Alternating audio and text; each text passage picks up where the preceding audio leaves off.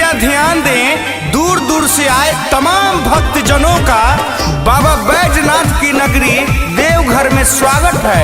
आप सबसे अनुरोध है, विनती है कि कतार में जाएं और जल चढ़ाएं। प्रेम से बोली शंकर भगवान की। हाँ हेलो हेलो, कहाँ तक पहुँचनी? हम देवघर पहुँच गई बानी और जल ढारा तानी। फोन रखो।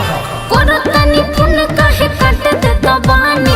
हमके बताई अभी कहाँ रो बानी? तनी फोन काहे काट देता बानी? हमके बताई अभी कहाँ रो बानी?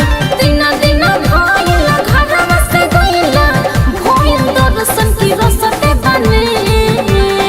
अरे चिंता मत करो, हम देवघर पहुँच गई बानी आ जल ढार के कॉल करत तानी। मन से पूजा करे आ बाबा से कुछ मांग ले। अरे हम तो वही मांगा तानी हम। अरे फोन रख, बाद में तू करी हाँ, भोला जी पर जलवा ढारतानी।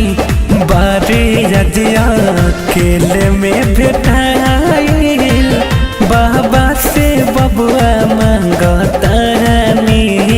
एक विशेष सूचना, एक बच्चा हमारे कमेटी के पास रो रहा है, जिसका उम्र 10 साल है और अपना नाम कल्लू बता रहा है। जिस बम का ये बच्चा है, कमेटी के पास आए और ले जाए।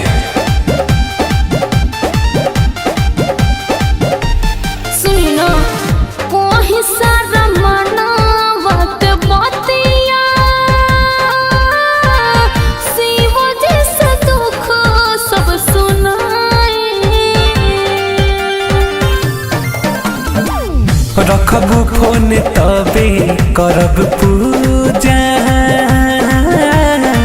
न त पंडा दंडा चलाई। हमरा के लेके संगवा नाही गोइनी, रौरा फिक्र में बेचैन हम भइनी। लेके आए कुछ परसादी, रौरे रहू ताकतानी। अरे फोन रखो, सब सामान लेके आएंगे। अभी बहुत भीड़ है, पंडा जी डंडा चला रहे हैं। जल क्यों नहीं ढारा है? फोन पे लगा है। जल ढारो, नहीं तो बाहर निकलो, बहुत सारे भक्त लाइन में खड़े हैं। पिटा गोनी काजी। अरे फोन रख, बाद में तू करी हाँ, भोला जी पर जलवा ढारतानी। बारे रजिया केले में भेटाइल, बाबा से बबुआ मांगतानी। एक विशेष सूचना, जो नए बम आए हैं सेल्फी ले रहे हैं, अपना तो सेल्फी लेते नहीं, दूसरे का ही सेल्फी ले लेते हैं, तो कृपया ऐसे ना करें, क्योंकि आप सीसीटीवी कैमरे के निगरानी में हैं। ध्यान धोके करी हो सेवादारी,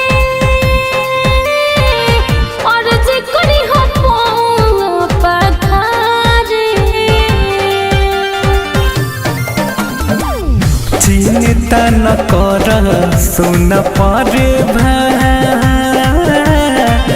जानता रे सब त्रिपुरारी।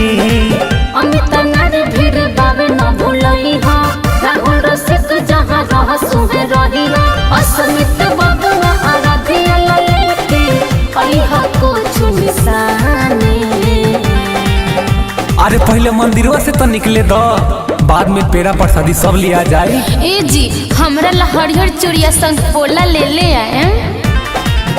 अरे फोन रख, बाद में तू करी हाँ, भोला जी पर जलवा ढारतानी।